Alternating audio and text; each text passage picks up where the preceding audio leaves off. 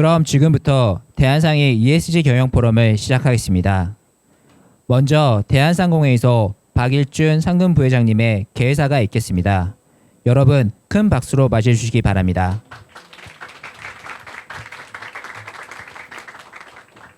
대한상공회의소 상금 부회장입니다. 박일준입니다. 먼저 오늘 이렇게 제19차 대한상의 ESG 경영 포럼에 준비해 주신 여러분들께 감사드립니다. 서울경제진흥원, 또 한국사회투자, 또 한국초기투자 엑셀러레이터 협회에도 감사 말씀드립니다. 또 오늘 주제 발표, 또 리버스 피칭을 해주실 그런 연사분들께, 또 오늘 참석해 주신 모든 분들께 감사드립니다. 다들 아시다시피 요즘 이제 날씨가 너무 덥잖아요. 오늘은 그나마 좀 비가 좀 오는데 좀 전에 나가 보니까 약간 그쳤더라고요.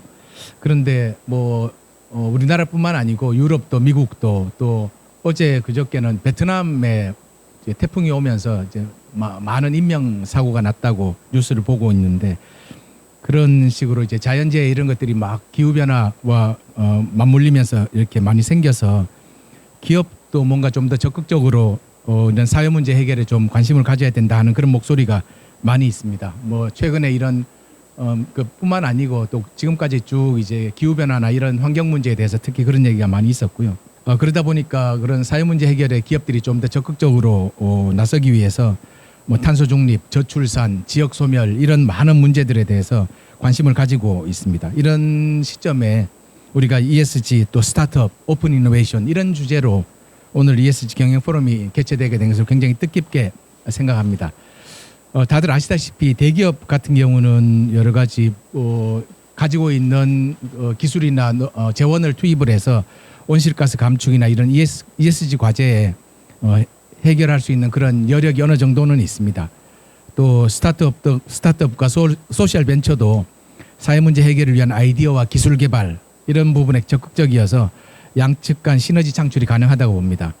학계 또한 전문성을 바탕으로 해서 국가 차원의 계획 수립에도 참여를 하고, 또 ESG 과제 해결을 위한 인력 양성, 기술 개발 이런 데 기여할 수 있다고 생각합니다. 이렇게 사회 전반의 지속 가능성 제고를 위해서 학계와 산업계, 또 대기업과 스타트업 이런 모든 주체들이 시너지를 내기 위해서 전방위적으로 협력하는 것이 중요하다고 생각합니다. 이런 점에서 오늘 대한상공회의소하고 7개 대학이 체결하는 업무 협약이 굉장히 의미가 있다고 생각을 하고, 오늘 이 자리에 참석해 주신 많은 분들의 관심과 지지를 부탁드립니다.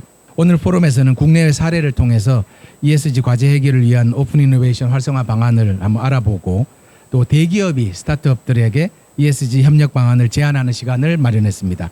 우리 기업들이 오픈 이노베이션에 대해서 한 번 더 고민하고, 또 대기업과 스타트업 간의 실질적인 협력 기여로 이어질 수 있는 뜻깊은 자리가 되기를 기대합니다. 오늘 포럼에 참석해 주신 기업인 여러분들께 다시 한번 감사 말씀드리고, 상공회의소가 기업인들의 모임이 상공회의소인데, 이런 사회 문제 해결에도 눈 감지 않고 기업들이 함께 학계에 계신 분들, 전문가분들, 또 사회 활동을 하시는 분들과 힘을 합쳐서 문제 해결을 할 수 있는 방안이 지속적으로 꾸준히 이루어질 수 있도록 계속 관심을 가지도록 하겠습니다. 고맙습니다. 네, 고맙습니다, 부회장님. 다음은 서울경제진흥원 유주영 실장님의 개회사가 있겠습니다. 박수와 함께 무대로 모시겠습니다. 안녕하십니까. 저는 서울경제진흥원 이주영 커뮤니케이션 실장입니다. 이렇게 습하고 비가 오는 날씨에도 많은 분들이 이 포럼 행사에 참여해 주셔서 너무나 감사드립니다. 저희 서울경제진흥원은 약간 생소한 이름이실 수도 있는데요. 저희는 서울시 산하의 출연 기관으로서 창업과 기업 지원을 전문으로 하는 기관입니다. 그동안 사실 오픈 이노베이션 행사는 굉장히 많이 좀 해왔고요. 행사뿐 아니라 지원 사업을 좀 많이 했습니다. 얼마 전에 서울시가 100개 대중소기업, 대중견기업과 409개 스타트업과 협력을 했다는 기사를 한번 낸 적이 있는데요. 사실상은 그 대부분이 저희 서울경제진흥원이 하고 있는 서울창업허브에서 이루어지고 있다고 이렇게 감히 말씀드릴 수 있겠습니다. 최근에 사회 문제는 매우 복잡해지고 다양해져서 하나의 주체로는 해결하기가 굉장히 어려운 일로 지금 받아들여지고 있는데요. 오늘 이 자리가 저희가 비록 오픈 이노베이션과 기업 지원을 주력으로 하고 있는 기관이지만 ESG 기반의 경영 패러다임을 주제로 한 포럼 행사에 저희가 이렇게 참여하고 사회적 가치 페스타에서 오픈 이노베이션 기반의 행사를 열 수 있어서 너무나 기쁘게 생각합니다. 이에 그 최근에 사회 문제가 어려워짐에 따라 그 많은 기관이 지금 협력을 하고 있는데 저희 이 자리가 그런 기본이 될 수 있는 본이 되기를 바라고요. 저희 정부와 민간, 학계, 학령기관 모든 정부 기관들이 협력할 수 있도록 하는 이런 모습에서 저희도 더욱더 지금부터도 앞으로도 향후로도 최선을 다할 것을 말씀드리면서 인사 말씀을 대신하고자 합니다. 여러분 감사합니다. 네, 말씀 감사합니다. 이어서 한국초기 투자 엑셀러레이터 협회 정혜성 회장님의 개회사가 있겠습니다. 박수 부탁드립니다. 네, 안녕하세요. 한국 초기 투자 엑셀러레이터 협회 협회장 맡고 있는 정하성이라고 합니다. 저희 협회는 300개 정도 되는 엑셀러레이터와 또 CVC, VC들이 모여서 초기 투자를 하는 회사, 기관들의 모임입니다. 실제 저희가 주로 3년 이내 기업에 투자를 하고 있고 실제 이 리스크한 투자 자체가 굉장히 큰 사회적 가치가 있다라고 생각을 하고 열심히 투자를 해나가고 있습니다.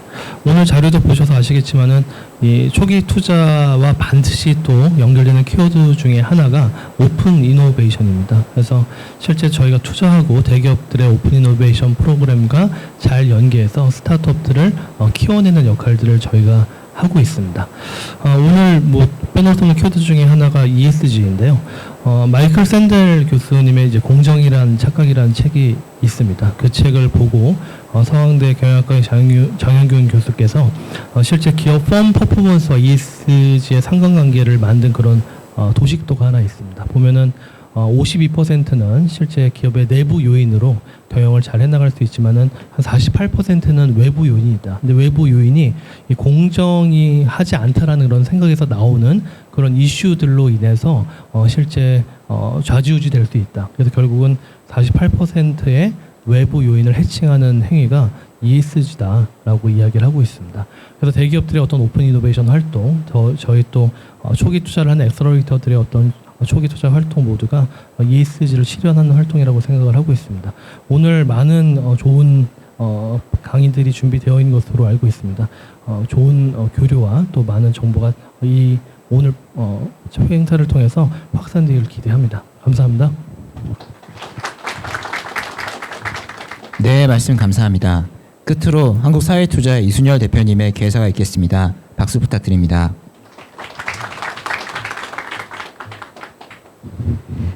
안녕하세요. 한국사회투자 이순열입니다. 오늘 오픈 이노베이션 2.0 행사에 참여해 주셔서 대단히 감사합니다. 글로벌 시장이 빠르게 변화하고 있고 투자, 거래, 규제의 영역에 있어서 대기업부터 중소기업까지 시장의 요구에 따라 비즈니스 밸류 체인을 재편하고 있는 상황입니다. 그중 ESG 경영을 위한 기업들의 다각적인 노력이 이루어지고 있습니다. 대기업의 경우 공급망 개선, 친환경 경영으로의 전환 등의 자체적인 노력을 기울이고 있지만 보다 빠르게 이를 혁신하기 위해서 이에 대한 전문성이나 기술력이 있는 스타트업과 협업이 활발해지고 있습니다. 기존 오픈 이노베이션 1.0에서는 대기업이 스타트업에 대한 육성, 지원에 그치거나 대기업과 그리고 스타트업 간의 기술 차이 그리고 인프라의 어떤 차이로 쉽게 협업 접점이 이루어지지 않는 등 시행착오가 없지 않았습니다. 오픈 이노베이션 2.0에서는 진정한 상생 경영으로 대기업의 주요 ESG 경영 영역에 스타트업의 혁신 솔루션을 도입하여 기업의 환경, 사회, 지배 부분을 효과적으로 개선하고 스타트업은 비즈니스의 기회를 창출하고 성장할 수 있는 새로운 단계로 나가야 한다고 생각하고 있습니다. 한국사회투자는 국내 최대 공익법인 임팩트 투자사이자 스타트업과 그리고 ESG에 대한 이해도를 동시에 갖춘 엑셀러레이터로서 대기업과 그리고 스타트업을 연결하는 가교 역할을 수행해 왔습니다. 이를 위해 투자, 융자, 프로젝트 파이낸싱, 기부 펀드와 같은 다양한 복합금융을 지원하고 있습니다. 무엇보다 한국사회투자는 단연간 대기업과 스타트업이 자사의 전문성이나 기술력을 기반으로 협업하고 우리 사회의 지속 가능성을 위하여 대기업의 ESG 경영을 가속화하는 시너지를 창출하는 ESG 오픈 이노베이션을 적극 추진해 왔습니다. 최근 대기업과 그리고 스타트업의 니즈가 ESG 관련하여 미래 사업 영역 발굴, 핵심 비즈니스와의 연계를 통한 ESG 수준 향상, 전략적 사회 공헌 실행 등 매우 구체화되고 있는 것을 목격하고 있습니다. 오늘 이 행사는 오픈 이노베이션 2.0 정기 행사의 첫 번째 행사입니다. 이 자리를 시작으로 대기업, 스타트업의 오픈 이노베이션이 더욱 활성화되고 보다 많은 성공 사례가 나올 수 있기를 기대합니다. 기획부터 진행까지 함께해 주셨던 서울경제진흥원, 한국초기 엑셀러레이터 협회에 진심으로 감사드립니다. 본 행사가 앞으로 대기업과 스타트업 간의 연결을 돕는 상징적인 행사로 자리매김할 수 있기를 바라고, 그리고 이러한 자리들이 계속 장들이 펼쳐질 수 있도록 대한상공회의소의 또 참여와 그리고 협업을 희망합니다. 한국사회투자는 이러한 투자 그리고 기부 펀드, 대기업과 ESG 스타트업의 연계로 우리 사회의 지속 가능한 성장, 가치 있는 비즈니스 확대를 위하여 한국사회투자의 전문성을 바탕으로 지속적으로 생태계 역할을 해 나가도록 노력하겠습니다. 감사합니다. 네, 좋은 말씀 감사합니다. 이어서 잠시 포디움 위치를 조정한 후 대한상의와 주요 대학 간 사회 문제 해결 및 산업계 ESG 경쟁력 향상을 위한 ESG 산업협력회 위치의 공동협력실 갖도록 하겠습니다. 네, 사진 촬영을 위해 협약서를 양손으로 펼쳐서 들어주시면 감사하겠습니다.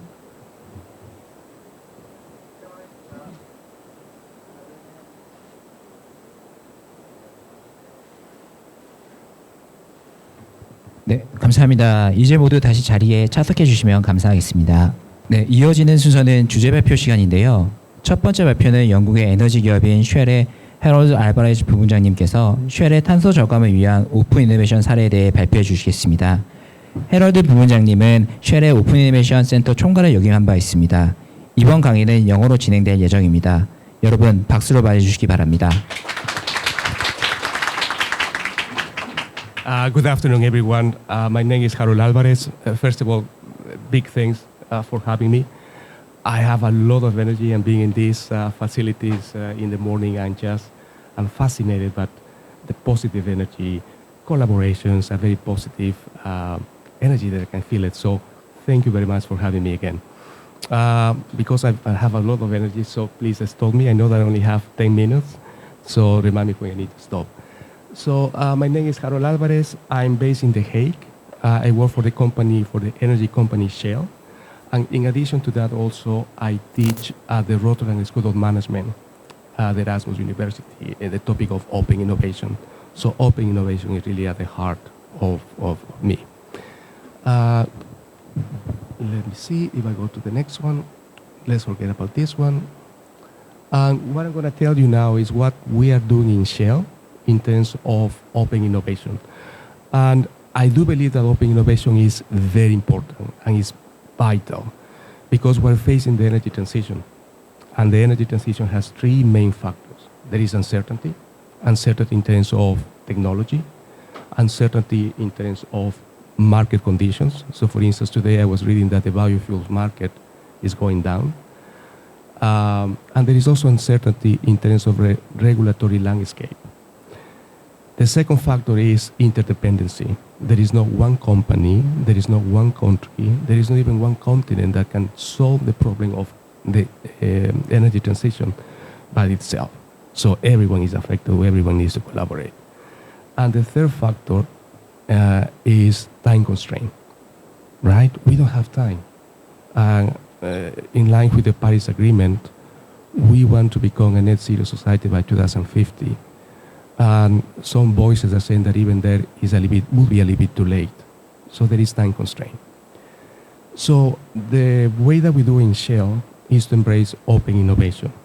And I'm working in Shell in the low carbon solutions business. So really saying, okay, what other alternatives we have for oil and gas. So I'm working now especially in the biofuel space, but also looking in the hydrogen and other alternative solutions that may have.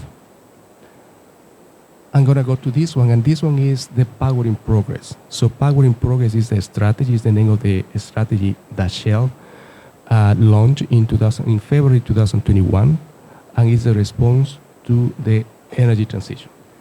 And what we have here is that this strategy, Power in Progress, has four main pillars. The first one is generating shareholder value. And I think it's important to acknowledge that the generation of shareholder value is important, but in this case, we're really focused on the long-term We want to avoid this short-term vision that sometimes we have. The second one is achieving net zero emissions. So really for Shell to become a net zero business and energy business by 2050. And we're looking at different scopes. So scope 1 is the CO2 emissions that are being produced by our own operations, right? Because we are producing, for instance, oil and gas. The second one is scope 2. So is become a net zero business energy in terms of the energy that we get from suppliers for our operations. And the third scope that also we want to address is scope 3. So that is the CO2 emissions that our customers produce by the consumption of Shell products. So it's an end-to-end scope, right? Not only looking at Shell operations, but also looking at our suppliers, and most importantly, also looking at our customers. The other one is powering lives. What do you mean by powering lives? Powering lives is making sure that everyone has access to energy. And sometimes, originally I'm from Ecuador, but I came to the Netherlands to study my master's and did my PhD. And I see that sometimes we have different visions depending on the country where we are. In the Netherlands, having access to energy is granted, right? But I was in Ecuador a few months ago, and well, not everyone has access to energy. So how we do this energy transition in a just manner? The other one is respecting nature, which of course is very important if we're going to do this transition in order to become a net zero society. What I see is that, and I will tell you a little bit more later, is about the role of biofuels, right? It's something that I'm working on. And biofuels is a type of fuel that is made of organic material, like crops or waste or used cooking oil. So we need to do this transition respecting nature and making sure that in this case, the feedstock or the raw material that we need to make biofuels is completely balanced. Now, I go to this one, and this is the role of open innovation. So in open innovation, I'm going to give you some examples how we embrace open innovation. First of all, we have this red of research and development facilities. The main one, I think the three main more important are the one in Houston, the other is in Amsterdam, and the other is in Bangalore. Also, we have research facilities in Germany, and if I'm not mistaken, I think also in Austria. What I see is that the difference, for instance, if you go to the R&D facility, which is known as the Energy Transition Campus Amsterdam, is that we embrace open innovation by collaborating with partners. Some years ago, that R&D facility in Amsterdam, it was only meant for Shell staff. You go there and everyone was from Shell. Now we have approximately 32 partners. So it's not only people from Shell, but it's people from Microsoft, people even from other energy companies working together in order to address real issues that we have. And it's something very interesting, it's something very, very, very cool that you go there and you see people completely from other companies trying to address the same problem. Also there is universities in this facility. So we have University of Delft, the University of Eindhoven. We understand that the energy transition have a strong technological component, and that's why also we are partnering with this type of universities. As I said before, it's about the role of low carbon fuels. This is where I work, and the role of biofuels. And I was telling you about that the biofuels is a type of fuel that use organic material, right? So waste or used cooking oil go through the pre-treatment, the processing, and then we have a biofuel. And right now, for instance, we are producing SAF, which stands for Sustainable Aviation Fuel, and it's made of used cooking oil, right? And we have the technology in order to do that. But what we see is that if the amount of biofuels that will be needed for the energy transition, we have a constraint, and that is the feedstock. We don't have enough feedstock or the raw material that we need in order to transform it into biofuel. So we need to put effort research and development in developing new feedstocks, but also the processing technology. So how we can process this new type of feedstock. And that is very important because now we're going to build a biofuel plant. We need to make it future-proof. So meaning that we have the capability to implement or to process new type of feedstocks and new processing technology that will come eventually. Let me go to the next one. This is an example. For instance, there is a lot of R&D, open innovation also in Brazil. We have, for instance, partnership with Unicamp and also with the SINAE CIMATEC. And these two institutions, we are working now in terms of new feedstock. So how we develop new feedstock, or advanced feedstock. If we go to this one, another type of open innovation is through Shell Ventures. So Shell Ventures is the corporate venture capital arm of Shell. It was established in 1996, so it's already there for many years. My understanding is that Shell was the first oil and gas company that created these Shell Ventures. And what we're doing now in Shell Ventures is really looking at new technology for the energy transition, but also for mobility. And there is a focus on technology that we need to develop in order to deal with real problems. For instance, hydrogen, right? Hydrogen is an alternative fuel that we're looking to use in transportation. What is the main problem of hydrogen? The compressing technology, because we need to compress this hydrogen in order to be able to put it in the transportations, for instance. So there is a lot of effort and openness for collaborations in terms of hydrogen compression technologies, right? The other real issue that I see is also carbon capture and storage, right? Because carbon capture and storage, getting the CO2 and put it in the ground, that is something that is necessary if we want to achieve the net zero society by 2050. So it's part of the path, the carbon capture and storage. And we need also to put some effort on that. All the collaborations also that we're looking is in terms of advanced feedstock, as I said before, and also in digitalization. In digitalization, what we want to do is really to be able to measure in a transparent way the CO2 emissions that we have end-to-end supply chain. So it needs to be accurate, it needs to be transparent, so we know exactly the CO2 emissions that we are emitting from the end-to-end supply chain. And for that, it's important that we have a good data and digital capabilities. Because at the end of the day, what we see in Europe is the customers are changing. So now they come to Shell, and also they're coming to any company and saying, hey, I want to buy this product. Even I want to buy this service from you. But what is the product carbon footprint? Can you tell me? And also regulators are coming to Shell and saying, okay, you need to tell us what is the PCF, or product carbon footprint.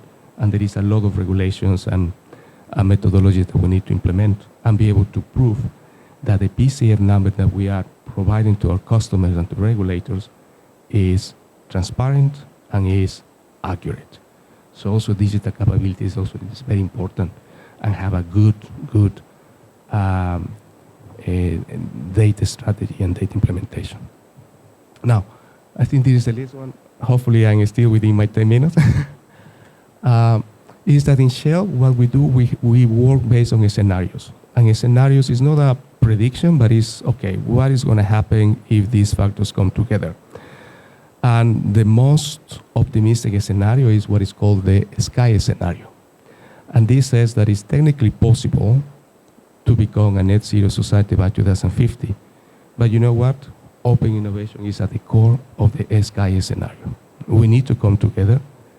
As I said before, it has a technology component, which is very important, but also other disciplines we need. We need change management. right? It's very important. Change management, which sometimes we always we don't look or we under appreciate the need for that.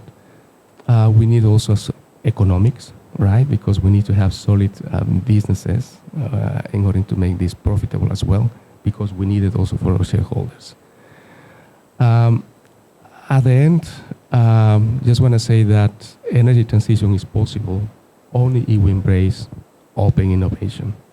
And what I see also in my experience from my working at the Rotterdam School of Management is that my students are coming more and more with these questions. Hey, I want to do my master thesis. I want to see the role of open innovation in hydrogen. Or I want to see the role of open innovation in biofuels. So really looking at the different alternatives and having a real case study and how they can implement open innovation and also capabilities that are needed. I really want to thank you, and it's really a real pleasure. Thank you very much. Thank you for the presentation. 부총장님 발표 감사합니다. 다음으로 오픈 이노베이션 2.0 협력을 통한 ESG 혁신을 주제로 한국사회투자 이순열 대표님께서 발표해 주시겠습니다. 대표님의 발표를 박수로 청해 듣겠습니다. 아마 여기 오신 분들이 상당히 좀 개념적으로 조금 혼란이 있을 수도 있어서 제가 근본 발표 때 제가 ESG 스타트업 그리고 소셜 임팩트 그리고 ESG 경영에 대한 좀 정의를 먼저 설명을 드리고 발표를 이어서 하도록 하겠습니다. 기본적으로 혁신 기술과 그리고 비즈니스 모델로 사회와 그리고 환경 문제를 해결을 하는 스타트업들은 임팩트를 창출한다고 이야기를 합니다. 즉 소셜 임팩트는 사회 문제가 해결될 때나 사회적 자산, 사회적 공공 자산이 증진될 때 임팩트가 창출됩니다. 그러한 비즈니스를 하는 스타트업들을 임팩트 스타트업이라고 합니다.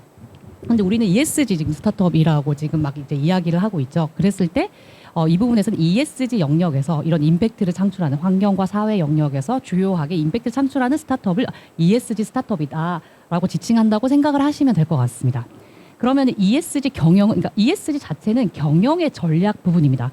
어떤 모든 기업들이 그러니까 임팩트 기업이든 그렇지 않은 기업이든 영리 기업이든 경영이 환경적인 기준과 그리고 사회적인 기준과 그리고 지배구조의 공통적인 기준을 잘 지키면서 비즈니스를 하는 것을 ESG 경영이라고 합니다. 그렇다면 임팩트 스타트업들이 ESG 경영을 못할 수도 있을까요? 어떠실 것 같으세요? 사회 문제를 해결을 하는 혁신 기술을 가지고 있어요. 그런데 비즈니스를 해나가는 경영에서 직원들의 어떤 과도한 노동이라든지 아니면은 뭐 쓰레기 배출을 무단으로 한다든지 이런 ESG 경영을 하지 못할 수가 있습니다. 그래서 기술이나 아니면 비즈니스 자체는 임팩트 비즈니스인데 경영은 또 ESG 경영을 하지 못할 수가 있습니다. 그래서 저희의 개념은 이런 ESG 영역에서 혁신 기술과 혁신 비즈니스로 임팩트를 창출하면서도 그들이 ESG 경영을 잘할 수 있도록 어떤 스타트업이 ESG 경영을 돕는 이제 이러한 부분으로 이해를 하시면 될 것 같습니다. 그랬을 때 제가 이런 임팩트 기업들 그리고 한국의 스타트업들이 ESG 경영을 할 수 있도록 돕겠다라는 이야기를 자주 하면 제가 늘 듣는 이야기가 있습니다. 스타트업이 먹고 살기도 힘든데 무슨 ESG 경영까지 요구를 하냐. 이거는 스타트업들이 받아들이기에 투머치다라는 얘기를 제가 가는 곳마다 발표라든지 아니면 저희도 사업을 따기 위해서 막 제안 발표 많이 하거든요. 그럼 심사위원님들한테 거의 매번 혼나는 부분 중에 하나입니다. 그런데 실제로 그러면 스타트업들이 ESG 경영을 했을 때 그게 경영에 훨씬 더 부담이 되고 어려운 일일까요? 그렇지 않습니다. 그 이유는 첫 번째로는 지금 시장이 바뀌었습니다. 지금 여기 와 계시는 LG화학이라든지 SK텔레콤이라든지 세계의 거의 한국의 1등 기업은 세계 1등 기업이잖아요. 이런 큰 대기업들은 이미 본인들의 ESG 경영을 굉장히 요청을 받고 있습니다. 본인들도 ESG 경영을 해야 투자를 받고 국가기관으로부터 다양한 지원을 받고 정책적으로 협업할 수가 있습니다. 그리고 투자자들이 요구를 하고 있고요. 그런데 이런 대기업들이 많은 공급망의 채널들이 있습니다. 이러한 대기업들이 ESG 경영을 요구받고 있는 대기업들이 협업하기 위한 다양한 이제 협업 업체들이 있을 텐데 그 협업 업체들도 모두 ESG 경영을 해야 이제 이 대기업들이 그들과 함께 비즈니스를 할 수 있게 되는 겁니다. 그런데 이 작은 스타트업들이 어떤 비즈니스 생태계에 속해 있을까요? 이런 대기업의 밸류체인과 공급망에 스타트업이 들어가서 같이 비즈니스를 하고 있기 때문에 스타트업 ESG 경영을 해야 이런 대기업과의 첫 번째 협업이 뚫립니다. 그리고 두 번째로는 글로벌 진출입니다. 지금 한국은 누가 작은 기업이든 큰 기업이든 해외 진출을 해야 되잖아요. 왜냐하면 우리 내수 시장이 작으니까요. 그런데 이런 무역과 그리고 해외 수출을 위해서 그리고 해외에서 사업을 하기 위한 글로벌 진출 때 그 나라에서도 단순히 뭐 유럽이라든지 북미뿐만 아니라 요즘은 동남아시아나 우리가 생각하는 중하위 소득 국가들도 너희들이 우리나라에 와서 어떤 효익을 끼칠 수가 있고 어떤 효용을 끼칠 수가 있고 베네핏을 줄 수 있느냐, 너희들이 우리 사회에 와서 창출할 수 있는 소셜 임팩트가 뭐며 ESG 경영을 어떻게 할 거냐라고 묻습니다. 미국의 유명한 엑셀러레이터인 테크스타즈도 본인들의 도움을 받아서 미국에 진출하고자 하는 한국 기업들한테 먼저 그것부터 묻습니다. 니네들이 미국 사회에 와서 어떤 임팩트를 창출을 하려고 미국까지 오려고 하는 거야? 스타트업은 이에 대한 준비가 되어 있어야 합니다. 그리고 제가 만나보는 유럽에 있는 스타트업들도 IR 대개 그들의 사업 계획서에 본인들이 어떻게 ESG 경영을 하고 임팩트를 창출하든지 장표에 꼭 들어가 있습니다. 이러한 글로벌 진출 그리고 대기업 협업 그리고 세 번째로는 투자자들입니다. 그리고 고객이요. 왜냐하면 ESG 경영을 하면 기업의 경영 위험이 굉장히 리스크가 사라집니다. 예를 들어서 어떤 경영자가 사회에 불미스러운 행동을 해가지고 그 기업의 주가가 곤두박질 친다든지 아동 노동을 사용했다라는 것이 밝혀져가지고 그 기업이 굉장히 어려움에 처한다든지 아니면 청년 노동자들이 적합한 안전장치 없이 사망 사고가 일어난다든지 그러면 그 기업의 경영이 굉장히 어려워지는 것을 보실 수 있습니다. 이렇게 시장이 바뀌기 때문에 스타트업들도 ESG 경영을 해야 하는 것이 현재의 부분입니다. 그래서 지금 이런 ESG 경영과 동시에 어떤 대기업의 ESG 영역을 그 밸류체인에 들어가서 대기업의 경영을 완전히 바꾸거나 개선할 수 있는 혁신 솔루션을 가진 스타트업들이 다양하게 있습니다. 그래서 가령 그린 패키지 솔루션과 같은 이제 한국 사회 투자가 투자했었던 기업 같은 경우에는 여러분들 친환경으로 생분해되는 땅에 묻어두면 저절로 이렇게 없어지는 그런 포장재에 대한 이야기들 많이 들어보셨을 거예요. 근데 이 기업은 보통은 친환경 생분해 패키징은 보통은 40도에 이르는 굉장히 고온에서 이제 생분해가 대부분 되고 있습니다. 근데 이 팀 같은 경우에는 한 2, 3도와 같은 이런 그 상온에서 룸 템퍼러처에서 이제 생분해되는 패키징을 일찌감치 수년 전에 상업화 해가지고 지금 바로 뭐 CJ와 같은 대기업에 납품하게 되면서 굉장히 빠르게 성장하고 있습니다. 이렇게 CJ 같은 경우에는 이런 생분해, 룸 템퍼러처에 생분해되는 패키징으로 그리고 뭐 이마트 밀키트라든지 이제 이런 데 들어가게 있기 때문에 이런 대기업들은 이런 친환경 패키징의 기술을 도입을 해서 본인들 자사의 어떤 패키징이라든지 그리고 제품들을 고도화시켜 나가고 있고 그다음에 건축업도 현장직 근로자들이 대부분 건설 일용직 노동자들이 어떻게 일자리 구하시는 줄 아시죠? 4시에 새벽 시장에 나가서 봉고차 이제 끼어 탈 수 있는 사람만 그 당일 이제 일을 할 수 있는데 그러한 문제를 대기업 건설 현장의 일자리와 그리고 일용직 근로자들을 매칭해주는 일자리 매칭 플랫폼을 만들어서 어떤 그런 대기업 건설사들의 어떤 구인과 그리고 합리적인 건설 노동자들의 관리 이러한 부분들을 해 나가면서 대기업들도 경영 체질과 그리고 ESG 경영을 돕고 있습니다. 저 발표 3분 정도 남으셨습니다. 네. 그래서 거의 앞부분이 제일 중요해서 좀 강조해서 말씀을 드렸습니다.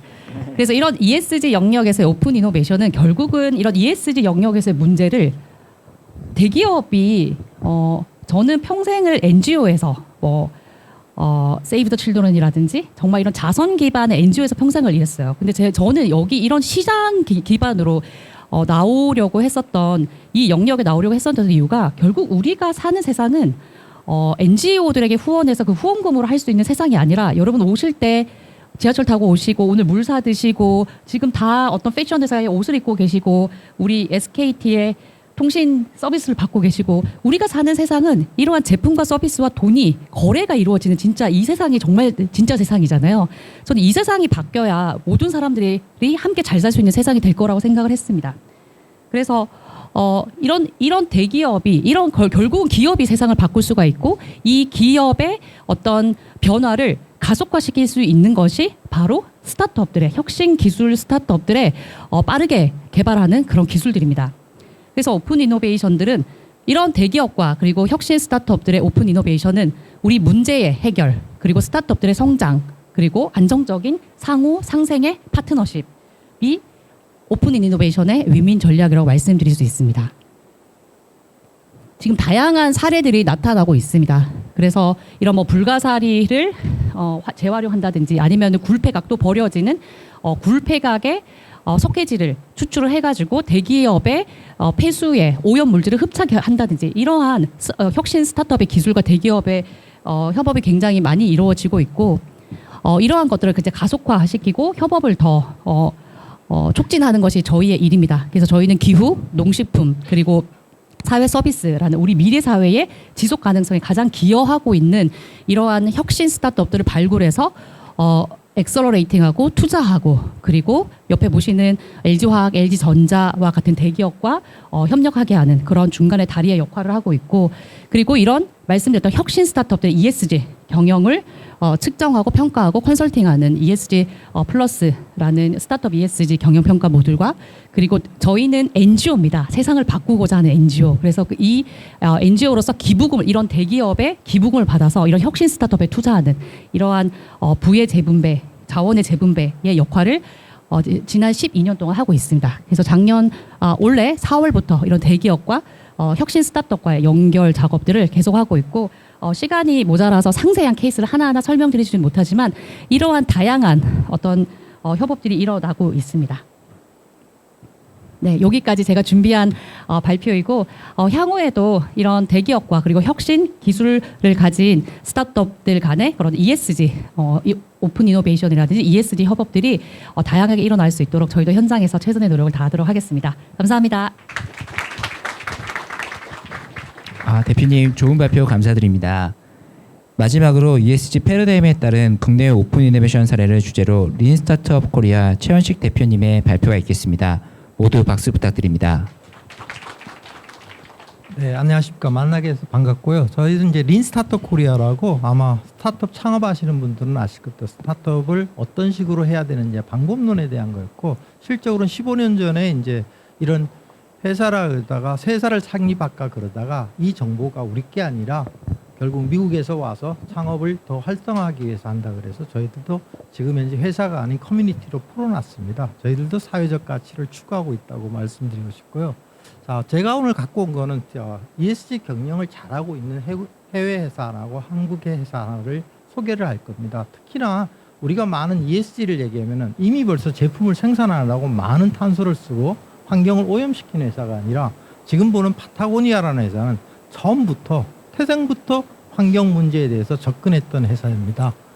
이 파타고니아는 알다시피 그냥 패션 기업이라 그래요. 컨서셔스라 그래서 자의식적으로 패션을 하면서 환경 문제를 생각하는 회사입니다. 이 회사에서 특히나 회장이신 이본 슈나이드는 등반 애호가였고 이분은 또 주한미군으로서 한국에서 근무를 했었습니다. 그래서 이분이 우리 이제 인수봉에다가 슈나이드 루트라고 해서 177m에 대한 그런 등반 코스를 개발하신 분이고 이름도 붙여져 있습니다. 이 사람이 처음에 한 거는 등산을 하다 보면서 이렇게 암벽 등반할 때 파는 클링이라는 거를 피톤을 만들었습니다. 그래 피톤이 셀을 만들고 망치질을 하면서 결국 환경을 오염한다는 걸 알면서 그 다음부터 이분은 다서 알루미늄 초크를 바꿔가지고 만들었습니다. 그래서 회사를 하다가 이분이 다시 뭔가가 새로운 의류 사업을 하겠다 해서 등산용품 회사인 지금 현재 파타고니아를 만들었습니다.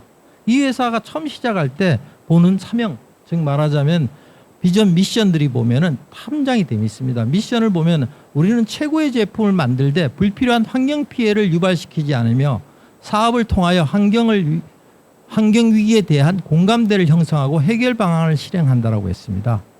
저도 글로벌 회사에서 많이 근무해봤고 한국 회사도 근무해봤죠. 우리나라 기업들은 최고의 제품과 서비스를 만들어서 고객을 만족시키든지 아니면 이익이나 이윤을 추구한다든지 매출 증대시켜 이런 얘기입니다. 여기는 보시면은 환경 문제를 저렇게 처음부터 해가지고 모든 것이 처음 시작부터 환경에 대한 생각을 하게 되었습니다.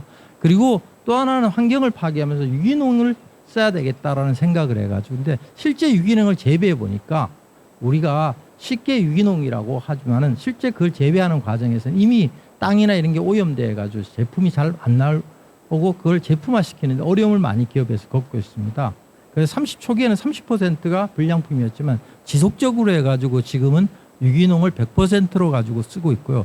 특히나 우리가 많이 하고는 파타고니아 티아 로고도 알지만 옷 중에 조금 양털같이 두드러진 이거는 지금 바로 폴리에스터를 가지고 만들었습니다. 우리가 지금 여기 있는 페트병을 가지고 원료를 해가지고 그 원료의 기술을 가지고 지금 신칠라 스냅티폴이라는 기능을 가지고 100% 페트병으로 만들고 있습니다.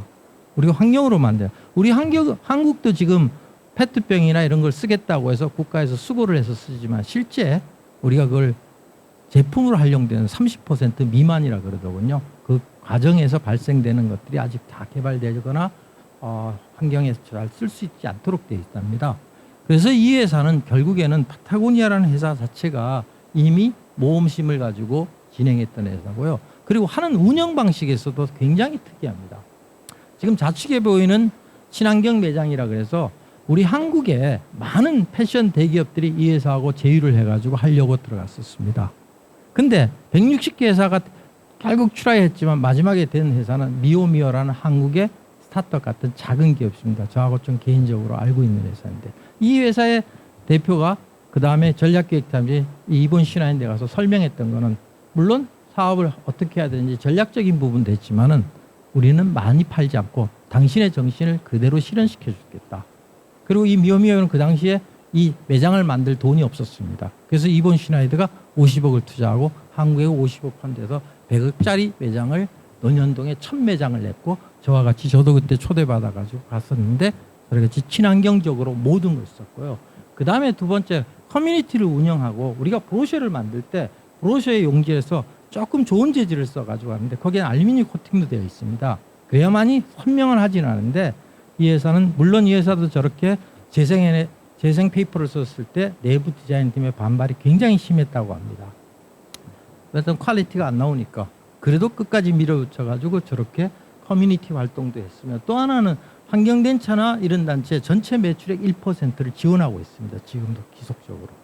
이 운영 자체에도 환경적인 문제와 ESG를 고려하고 더군다나 저도 마케터지만 마케팅은 뭡니까? 결국에는 우리 제품을 많이 팔려고 노력하는 이 마케팅 활동에도 아주 유명합니다. Don't buy this jacket. 우리 재킷 사지 말아라. 왜 사지 말아라? 여기 사려면 이걸 하나 우리가 지금 티셔츠나 우리나라에서 전 세계 패션에서 생산하는데 약간 1억 톤의 물질이 옷이 생산되고 있습니다. 이 생산하는데 드는 그 탄소 배출권은 1200억 톤이랍니다. 이거는 전체의 우리 온실가스 배출의 10%에 해당합니다. 이 정도로 패션 사업이 생산하면서 유발해내고 그걸 또 다시 재생산하거나 아니면 쓰고 하는 데서 우리나라의 탄소 배출이 엄청난 영향을 미치고 있는데 이 회사는 사지 말아라. 그래서 사는데 뭐냐? 횟수도 줄이고 수선해 쓰거나 아니면 다시 쓰고 리사이클해고 리이메이진 다시 상상해서 네가 써라. 좀 고쳐 써라. 이렇게 해서 우리 거 사지 말고 계속 써라라는 형태로 회사를 광고를 하고 지금도 그 정신을 이어가고 있습니다. 그리고는 또 다른 한 가지 캠페인으로서는 대를 물려서 입어라는 캠페인을 했습니다. 즉 말하면 better than you. 새 것보다 기존에 쓰던 거 계속 써가지고 입어라 라는 행실을 해서 헌옷 광고를 하나 내고 난 다음에 저기는 커뮤니티 지금 파타고니아 원 웨어라는 캠페인을 헐거 빠진 옷을 입어라. 새 옷만 줘 하는 게 아니라 그래서 지금 사회에서 많은 경쟁을 놓죠. 패스트 패션이라 그래서 몇몇 기업들이 일주일 내에 빨리빨리 물건을 좀 쓰고 버리는데 이 회사는 지속적으로 있게 해서 인스타그램에다 올려주고 그 다음에 이쪽 그림은 3대가 같이 아빠가 아들하고 그 옷을 같이 입고 있던 그걸 올리면 거기에 대한 또 뭔가 혜택을 주고 있습니다. 그리고 회사는 아예 회사 팀 중에서 원웨어 트럭을 운영해서 옷을 수거해가지고 그걸 다 재생시키고 있을 정도로 열심히 환경 문제겠습니다. 그래서 그 다음 회사는 시간이 없으니까 좀 빨리 쓰자면요. 우리 스타트업 회사입니다. 한국의 요크라는 회사. 저하고 이 회사하고는 우리가 우리나라의 창조경제혁신센터 스타트업 하기 이전에 한국디자인진흥원을 통해서 15개 디자인 팀을 뽑았습니다. 그래서 장성은 씨라는 디자이너가 이 바로 에너지 사업으로 들어왔습니다. 그래서 이거는 기술적 혁신과 사회적 가치를 동시에 해결했습니다. 우리가 갖고 있는 스타트업의 기술이 어떻게 사회적 문제를 해결하는 것이 지금 현재 사회적 페스티벌의 한 주제이기도 합니다. 그래서 좋은 주제인 것 같아서 뽑아가지고 했고, 이 회사에 장성은 씨란 여자분, 작은 분이 회사 이름을 저 앞에서 요크라 그랬습니다. 저도 영어를 좀 하고 외국인 회사에 근무했지만 요크 뭐지? 그래가지고 처음에 해서 영어를 보고 알았습니다. 바로 우리 계란의 노른자를 요크를 한대요. 자기는 그게 자기가 하는 일이 바로 이 세상을 바꿀 수 있는 요크라고. 처음에 이 회사는 사회적 기업으로 스타트하지 않았습니다. 지금같이 이 솔라 페이퍼라 그래가지고 우리가 핸드폰을 충전하는데, 지금의 얘기 아니라 2014년도 15년도에 배터리가 핸드폰에 되게 문제였습니다. 지금도 물론 문제지만 그래도 하루 정도는 쓸만하고 보조팩도 있지만은, 그래서 이거를 핸드폰하고 똑같이 해서 그걸 저렇게 접어내면은 태양광을 해가지고 쓸 수 있습니다. 그래서 저거를 개발을 해가지고 우리나라의 킥스타트라고 미국에 있는 제품을 올려놔놓으면 사람들이 그거 사겠다 해가지고, 우리는 일반적으로 펀딩이라 그러는데 실질적인 바터입니다. 그래서 나가가지고 한국 최초로 100만 불을 기록했습니다. 이거 스타트하기 전 그 전날 한국 시간 7시에 저하고 저는 5천만 원만 됐으면 좋겠어요 했는데, 제가 그 다음 날 아침 출근하려고 나가보니까 벌써 7천만 원 올렸더라고요. 그래서 45분 만에 100만 불을 올렸는데, 그 당시 돈으로 생각하면 약 한 10여 개에 해당합니다. 이게 킥스타터 상위 10% 하나 들고 한국인 최초로 10억 이상을 올린 겁니다. 그 뒤에 물론 C랩에서 나온 다른 기업이 15억을 한 경우도 있었고요. 그렇게 해서 나오고 이 회사는 그때 대박이 났었죠. 말하자면 스타트업계하고 조선일보에도 나오고 뭐 홍보 잘 되고 있었습니다. 그 와중에 이 회사에게는 위험이 쳐들어왔습니다. 이 작은 스타트업이 이거 이제 고객인데 받아서 지금 6,297개 직원 10명도 아니게 만들어내려면 이제 굉장히 고생을 하죠. 킥스타터 써보신 분들에게 대부분 늦게 오는 이유가 생각보다 많이 나간 거거든요. 그래서 만들고 있는 과정에 샤오미가 배터리 팩을 4만 원에, 요새 돈으로 2만 원짜리 탁 내버리니까 사람들이 굳이 저거가 태양열하고 이럴 필요도 없겠죠. 그래서 저는 그때부터 어떡하지 하고 고민했다였고, 그때부터 이 회사가 아마 문을 닫았지 않겠냐, 어떻게 했냐 알았는데, 그 다음에 2017년도에 조선일보에 이 회사가 또 났습니다. 2%.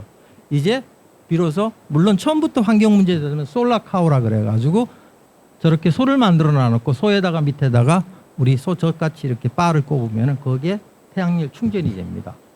저 아프리카에서는 애들을 그냥 집에서 일시키지 교육 문제에 보내지 않습니다. 근데 그 배터리를 충전을 해야만이 집에 가서 배터리, 아버지가 핸드폰도 쓰고 그 다음에 집에도 전기도 해가지고 교육 문제와 이 두 개 한꺼번에 하겠습니다. 이 회사는 결국 그 이전에 유니세프가 아프리카의 사람들 개발도나 교육시키기 위해 가지고 했지만은, 라디오를 만들었지만은 전지 때문에 안 됐습니다. 그래서 그걸 가지고 이 회사는 타임즈에 선정하고 최고의 기업이 돼가지고 지금 저 페이퍼에다가 전등을 만들고 거기다가 다시 그 라디오까지 들을 수 있도록 해가지고 솔라카우 플랫폼을 구축했습니다. 그랬던 이 회사가 또 한 번의 변신을 하고 있습니다.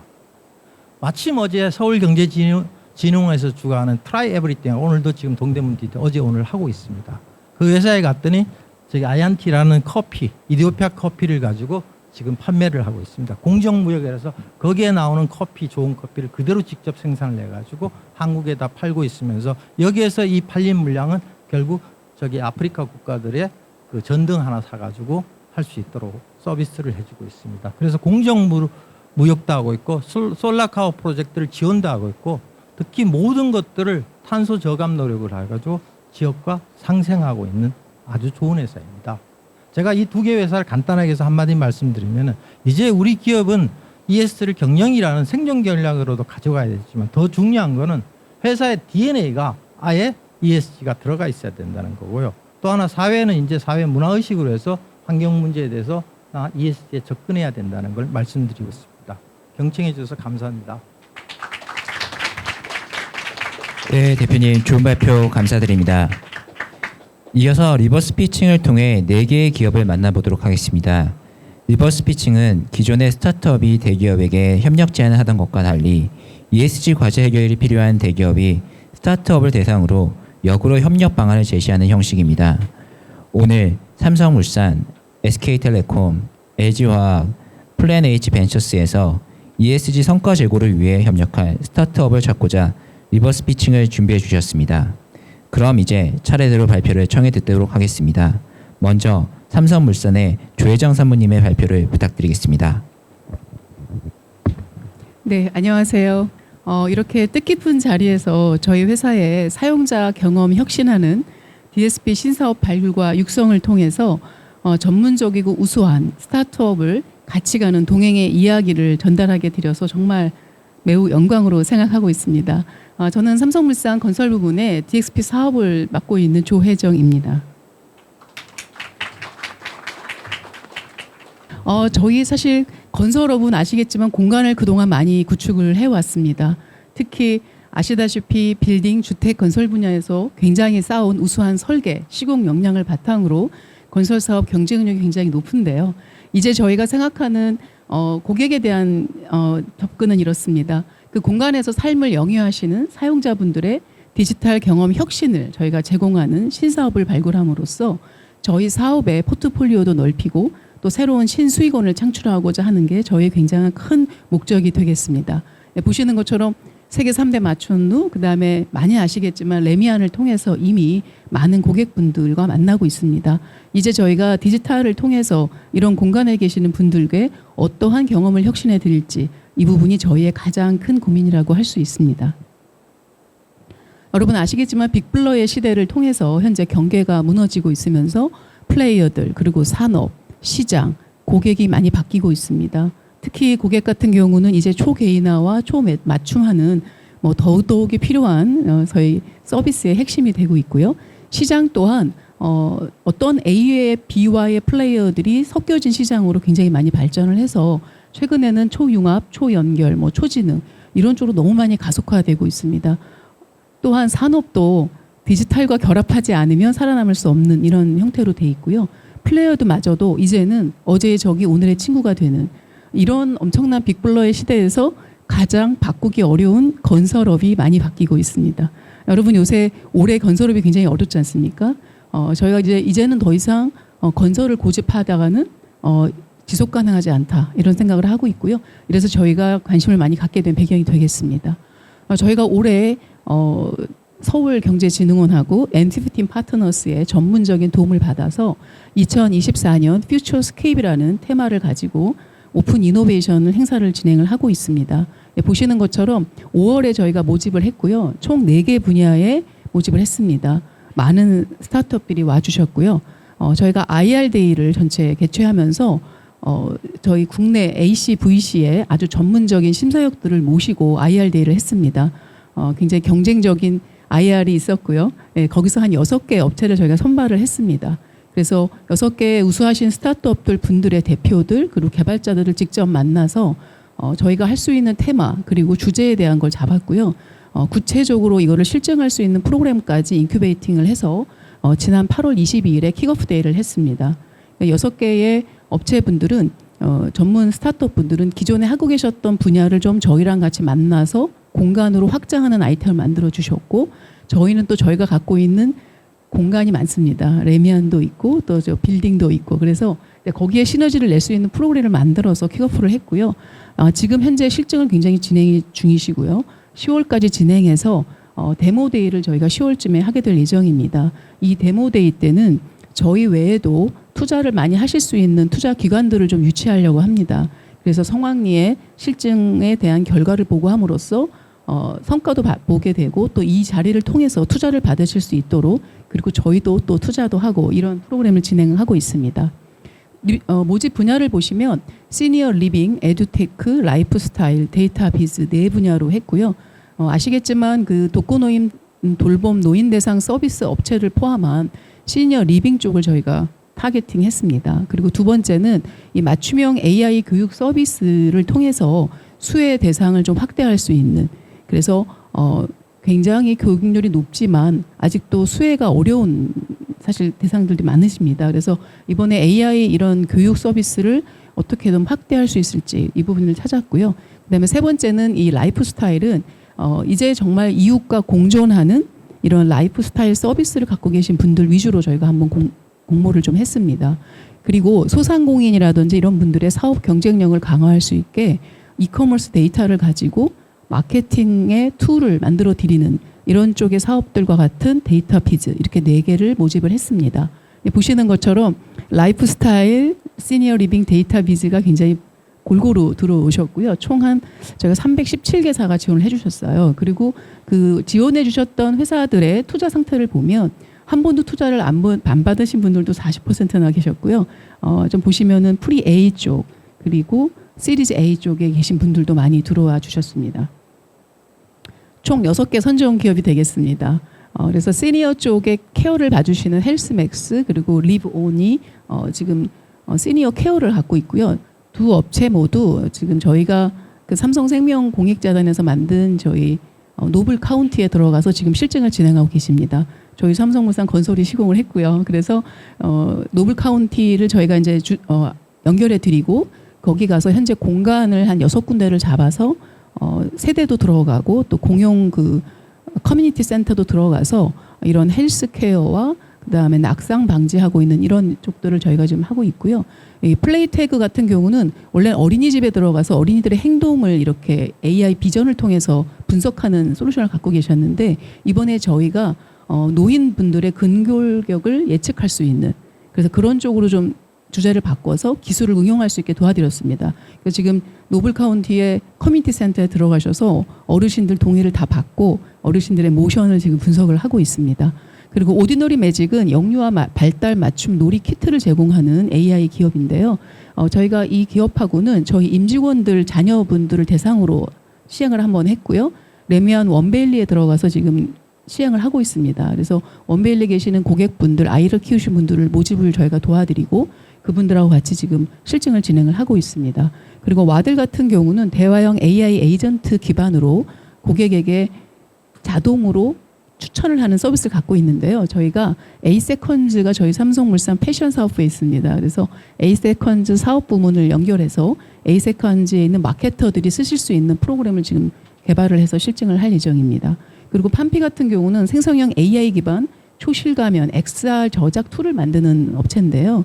사실 요새 XR이 굉장히 떴다가 지금 많이 지금 사실 사업은 좀 가라앉고 있어요. 근데 저희가 보기에는 XR은 앞으로 중요하다. 특히 생성형 AI 시대이기 때문에 이런 버추얼 콘텐츠에 대한 부분이 있을 것 같습니다. 그래서 같이 지금 XR 콘텐츠를 쉽게 일반인들도 만드실 수 있는 저작 툴을 만들고 있고요. 아마 이런 굉장한 그 작은 버전의 플랫폼을 만드셔서 저희가 성수동에 있는 팝업 스토어를 연계해서 10월에 아마 일반인들을 대상으로 팝업 스토어를 열 생각에 있습니다. 저희가 홍보를 드리면 많이 와주세요. 그래서 여기서 지금 현재는 판피는 이렇게 저희가 진행을 하고 있습니다. 보시다시피 저희가 약간 공간을 많이 만들던 사업자다 보니까 저희가 갖고 있는 공간들 그리고 그렇게 갖고 계신 고객들을 연결해 드려서 공간에서 있는 사용자들의 디지털 경험을 혁신하는 업체들 분들을 연결해서 완성도 있는 실험을 하실 수 있게 저희가 좀 해드리고 있습니다. 지금 보시게 되면 쭉 보여드렸던 레미안 루센티아 노블 카운티 들어가 계셨고 노블 카운티 지금 500세대 쪽에 들어가 계시고요. 웰빙 센터 그리고 원베일리 30가구 실증이 들어가 있고 물산 임직원은 21가구를 저희가 연결을 해드렸습니다.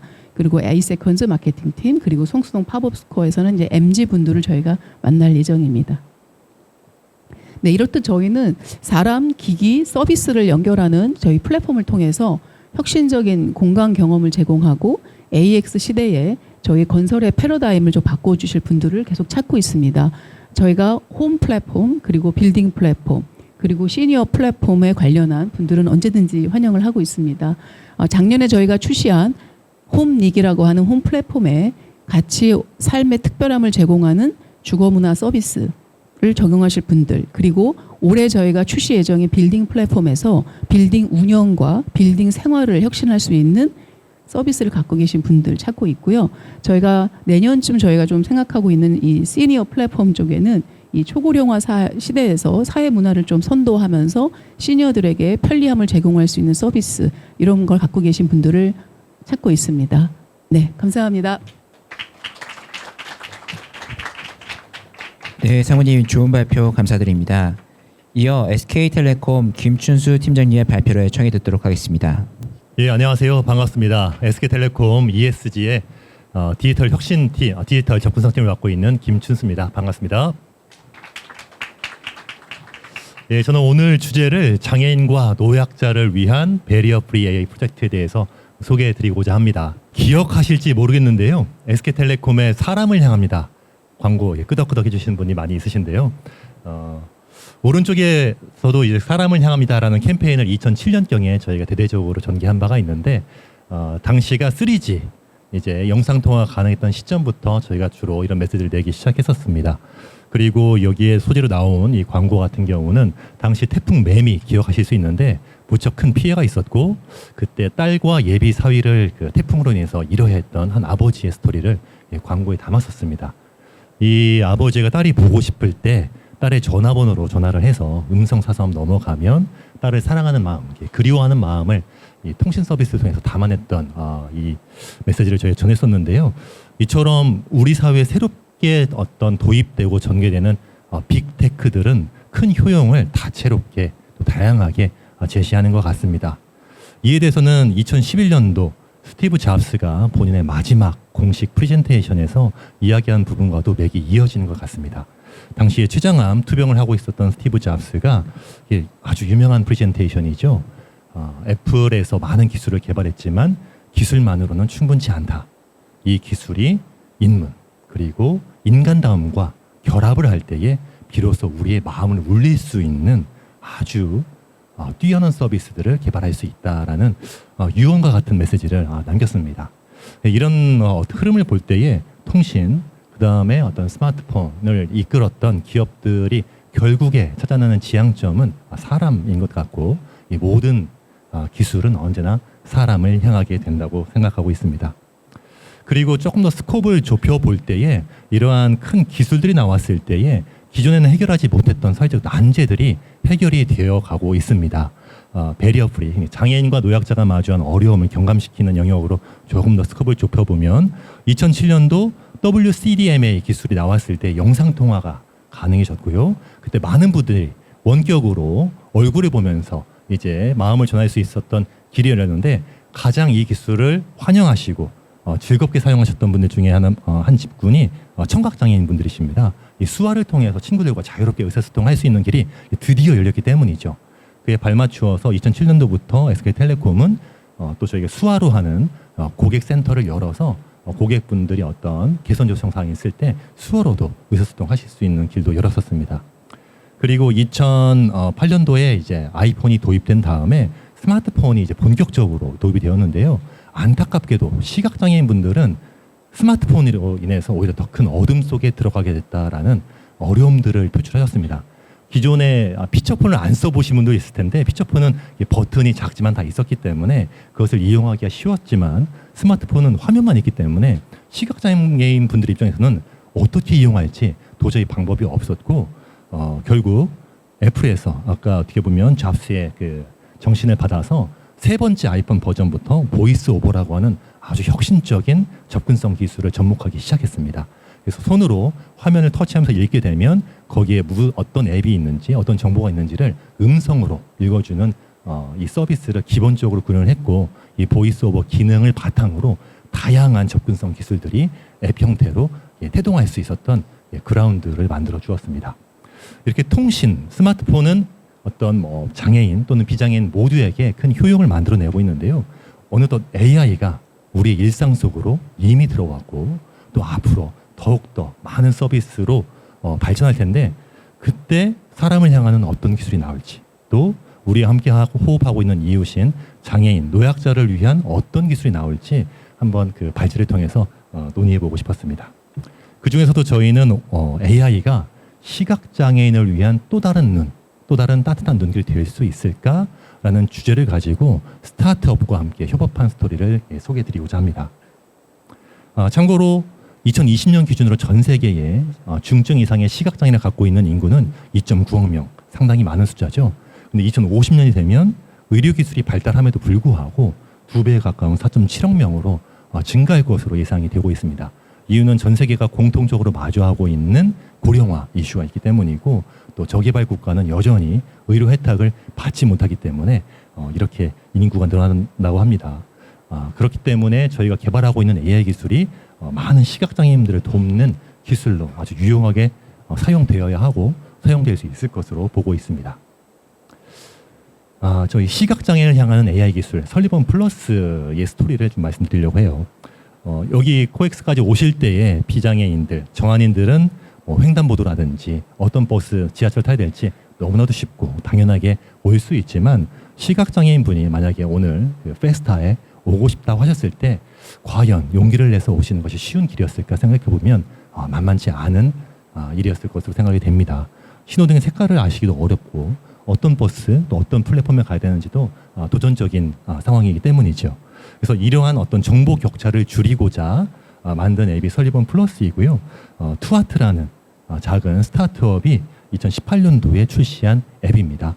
그때 이미지 인식 AI 기능을 시각장애인용으로 특화해서 만든 서비스였는데 여기에 SK텔레콤의 멀티모달 AI, 이미지를 텍스트로 추출해낼 수 있는 멀티모달 AI와 음성 인식, 얼굴 인식 AI가 접목되어서 효용을 더해가고 있습니다. 예, 이에 대해서는 제가 다양한 설명보다는 그 시각장애 유튜버로 활동하고 있는 원샷 한솔님이 이 서비스에 대한 어떤 소개를 하고 있습니다. 간략히 이 영상을 통해서 소개드리겠습니다. 영상이 안 들어가 있나요? 그러면 제가 제 핸드폰으로 한번 시연을 또 하는 것으로 대체해 보도록 하겠습니다. 괜찮으시면 앞에 있는 화면을 제가 한번 찍어 보겠습니다. 26명의 얼굴을 확인했습니다. 첫 번째는 안경을 낀 58세가량의 남성이 무심하게 있습니다. 두 번째는 안경을 낀 62 많은 사람들이 의자에 앉아서 앞을 보고 있고 맨 앞에는 안경을 쓴 남자가 앉아 있어요. 예, 이렇게 나와 있는데요. 아이폰과 안드로이드 폰 다 사용하실 수 있고 앱스토어에서 설리번 플러스 다운로드 받으시면 얼굴 본문 보셨지요? 나이, 성별, 표정 AI가 정확히 몇 세로 보이시는지 판별을 해주십니다. 예, 그래서 이견 없이 표면 나이를 아실 수 있으니까요. 한번 사용해 보셔도 좋겠습니다. 참고로 저희 팀원들도 이게 개발한 다음에 다 한 살씩이라도 젊게 나오는데 한 분이 유독 좀 높게 나와서 될 때까지 했던 에피소드가 있었습니다. 원샷 한솔님의 그 유튜브에 들어가셔서 설리번 플러스를 검색하시면 이 서비스를 시각장애인 입장에서 어떻게 사용할 수 있는지에 대해서 아주 재미지고 또 리얼하게 소개를 해주셨어요. 그래서 꼭 한번 보시기를 추천드리고요. 이 서비스는 시각장애인 분들의 눈의 역할을 하고 있습니다. 그래서 아리야 앞에 뭐가 보여 하면 이처럼 어떤 사람에 대해서도 알려주고요. 이미지도 인식해주고 글자를 대신해서 읽어주기도 합니다. 여기는 그 원샷 한솔님과 만들었던 영상에 달린 댓글의 일부인데요. 그 유치원 특수교사분 중에서 한 분이 이렇게 댓글을 주셔서 참 감동이 있었습니다. 시각장애 아이가 있는데 앞에 아이들이 어떻게 노는지를 볼 수가 없는 거죠. 근데 설리번을 통해서 이제 찍은 사진을 불러오기도 하고 직접 찍기도 해가지고 내 친구들이 어떤 자세로 어떻게 개구지게 노는지를 알 수 있으니까 무척 즐거워하고 기뻐했다라는 이야기 있었는데 참 잊혀지지 않는 내용이었고 저도 이제 유치원 딸이 있다 보니까는 제 딸 또래의 아이들이 이 서비스를 통해서 웃을 수 있다는 것이 참 더 크게 다가왔던 것 같습니다. 그리고 또 다른 댓글에는 감동입니다. 투아트와 SK텔레콤 꼭 기억하겠습니다 하셔서 너무 반가운 댓글이었습니다. 저희 하는 일이 작은 일이다 보니 누군가 기억해 주시면 큰 힘이 나는데 기억해 주시는 고객도 있으셨고요. 이 영상의 끝에 보면 지금은 스마트폰으로 보다 보니까 혁신적인 기술일 수도 있지만 한 손을 써야 되고 또 공중에 있는 곳에서 스마트폰으로 계속 촬영한다는 것이 시각장애인 입장에서는 이게 좀 더 자연스럽지 않으시거든요. 그래서 안경에 부착하는 기기로 또는 스마트 글래스 형태로 저희가 만들기 위해서 SK텔레콤과 투아트가 함께 노력을 하고 있습니다. 근데 이제 그거에 대해서 정말 좋은 생각이다. 좋아요가 430개가 붙을 정도로 많은 호응을 받고 지금 개발 중에 있어서 아마도 내년에는 이 기기를 소개해드릴 수 있지 않을까 싶은 생각이고요. 또 이게 정부에서도 적극적으로 도왔으면 좋겠다라는 댓글도 저희 마음속에 있는 댓글을 그대로 달아주셔서 참 반가운 메시지를 확인할 수가 있었습니다.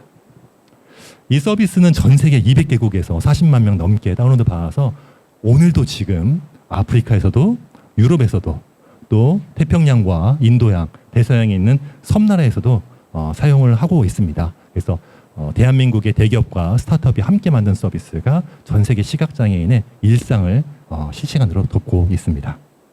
그리고 저희가 한번 이 글로벌 어워드에도 출품을 해봤는데요. 2022년도 MWC 글로벌 어워드부터 시작해서 CS 혁신상 등등 많은 수상을 할 수가 있었습니다. 2022년도 당시에 심사위원단 분들이 장애인들이 매일 마주하는 일상생활에 대해서 아주 깊게 이해하고 있다라는 평가를 해주셨고, 그 허들을 낮출 수 있는 혁신이라는 말씀과 함께 최우수상을 주셔가지고 저희가 이 여정을 시작하는데 큰 동력이 되었었습니다. 그리고 오늘은 시간 관계상 설리번 플러스에 대해서만 소개를 드렸는데, SK텔레콤은 다양한 영역에서 배리어 프리 AI 프로젝트를 소개드린 사례와 같이 시도를 하고 있습니다. 장애 청소년들의 교육기를 높이기 위해서 행복 AI 코딩 스쿨을 2019년부터 지금까지 진행을 해오고 있고요. 또 시각장애인들 내비게이션을 만든 LBS 테크와 함께 GI 플러스에 저희의 VRAM이라는 또 AI 기술을 접목시킨 사례도 있습니다. 그리고 서울 시내에서 많이 운영하고 있는 청각장애인을 돕는 고요한 택시가 있는데요.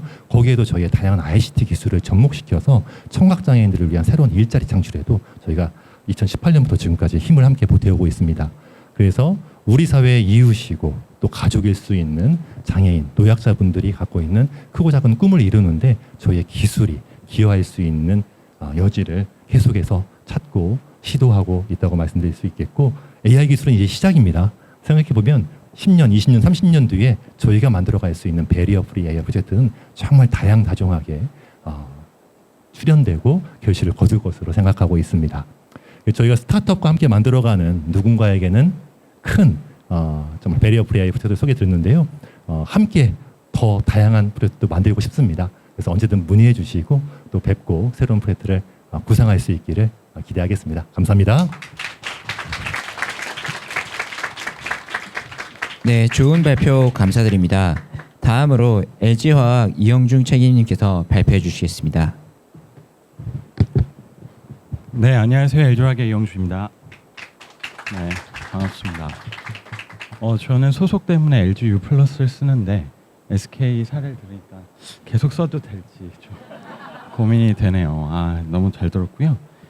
저는 LG 그룹은 ABC라고 AI, 바이오 그리고 클린테크 세 가지에 집중하는데요. 저는 오늘 클린테크 넘어서 기후테크 중심의 오픈 이노베이션과 전략 재현을 말씀드리겠습니다. 먼저 LG 소셜 캠퍼스를 좀 소개드리면, LG화학과 LG전자는 2011년부터 오픈 이노베이션을 포함해서 스타트업, 친환경, 사회적 경제 생태계를 주도하기 위해서 우리 플랫폼을 만들었습니다. 벌써 14년 가까이 됐는데요. 이 당시 2011년에는 사실 그렇게까지 많이 활성화되지 않았었어요. 근데 이렇게 돌이켜보면 지금은 민간이든 공공이든 많은 곳에서 이런 친환경 생태계를 만들어내기 위해 스타트업들과 고민하고 많은 협력을 하고 있는 걸 볼 수 있습니다. LG그룹이 조금 일찍 시작했다고 보실 수 있겠죠. 근데 왜 LG 소셜 캠퍼스를 시작했을까 고민을 해보면, 아마도 그 당시부터 자연자원의 어떤 심각한 파괴 그리고 많은 훼손, 그에 따른 어떤 희소적 가치들이 나타나기 시작했습니다. 근데 그 희소적 가치를 과연 대기업 혼자 해결할 수 있을까, 이런 고민에서 아마 시작이 됐고요. 그때 당시에 또 중요한 건 액션 전략입니다. 이거를 그냥 생각만 하고 고민만 하는 것이 아니라 실제 실천까지 이어져야 하는데, 빠른 움직임을 갖춘 스타트업들에게 집중할 수 있었습니다. LG 소셜 캠퍼스는 크게 4가지 형태의 지원이 있습니다. 먼저 금융 지원이 있고요. 두 번째로는 공간 지원, 또 성장 지원, 인지 육성, 이렇게 있는데, 이 중에 특히나 금융 지원과 성장 지원을 통해서 펠로우십을 형성하고 있는데요. 금융 지원은 업체당 꽤 큰 금액을 들이고 그 금액들 바탕으로 기업들이 R&D를 하거나 투자하는 데 사용을 하고 있습니다. 더불어서 그 펠로우들이 단순히 도움을 받는 것이 아니라 실질적인 가치를, 임팩트를 만들어낼 수 있도록 성장 지원을 하는데, 여기 계신 한국사회투자와 같은 전문기관과 함께 협업을 하고 있습니다. 네, LG 소셜 캠퍼스는 근데 LG에서 한다고 LG 혼자 의사결정을 하진 않습니다. 여기 보시면 다자간 임팩트를 추구한다고 되어 있는데요. LG화학전자뿐만 아니라 오늘 여기 다양한 세션에 참여하고 계신 여러 기관들, 또 정부, 그리고 컨설팅, 임팩트사, 여러 기관들이 함께 모여서 정말로 이 사회에 필요한, 또 클린테크, 기후테크에 얼마나 중요한 부분들이 무엇인지를 함께 고민하고 의사결정을 하는 형태입니다. 네, 그러면 어떤 좋은 사례들이 있는지를 몇 개 소개해드리고 싶은데요. 먼저 LG화학이 아시는 것처럼 석유화학 사업을 하고 있습니다. 석유화학 사업은 플라스틱 원료를 만드는 사업인데요. LG화학은 지금까지 많은 플라스틱 원료를 만들었지만 이제는 친환경 플라스틱 소재에 집중을 하고 있습니다. 그런 사업을 할 때 스타트업들을 우리들이 지켜볼 수 있었고 LG화학 내에서 오픈 이노베이션을 자체적으로 진행도 했고 우리 LG 소셜 캠퍼스를 통한 펠로우 중에 네스파라는 기업과 함께 협업을 하는 사례가 있었습니다. LG화학에서는 올해 말에 당진에 그 열분해유 공장이 실제 준공이 되는데요. 그때 네스파가 제공하는 원료를 납품받기로 되어 있습니다. 더 구체적으로 말씀을 드리면 네스파는 폐어망에서 이런 원료를 추출하고 그걸 재가공하는데요. 그거를 LG화학에게 납품하면 우리 열분해유 공장에 녹여서 실제로 사업을 하는 그런 형태입니다. 두 번째 사례는요. 약간 특별한 사례라 제가 좀 더 관심 있게 말씀드리고 싶은데요. 오늘 밑에 저희 부스도 있습니다. 나중에 한번 시간 되시면 보면 좋을 것 같은데 LG화학과 땡스카본이라는 기후테크 스타트업의 협업 사례입니다. 이 사례는 사실 비즈니스적인 협업은 아니었고요. 우리가 LG화학이 보통 사업장이 바닷가 근처에 있습니다. 아무래도 화학공장이니까 바닷가 근처에 있는데 오랜 기간 사업을 하다 보니 바다에 받은 건 많았습니다. 근데 바다는 점점 더 아프고 있잖아요. 우리가 어떻게 되돌려 줄 수 있을까 이런 고민을 하기 시작했고요. 그때 우리나라뿐만 아니라 전 세계적으로 감소하고 있는 잘피라는 해초가 있습니다. 혹시 잘피라고 들어보셨나요? 꽤 들어보신 것 같아요.